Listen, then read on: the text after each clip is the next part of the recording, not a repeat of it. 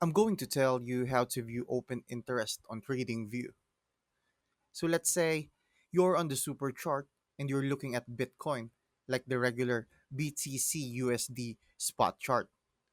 If you go to indicators and type open interest, most of the time you'll get an error saying the data isn't available. And that's completely normal because spot charts don't support futures data. What you actually need to do is switch your chart symbol first. So instead of BTC USD spot, click the symbol box and search for a perpetual futures contract, something like BTC USDT.P, BTC USDT perp, or any perp chart from your preferred exchange. Once you switch to that, go back to indicators.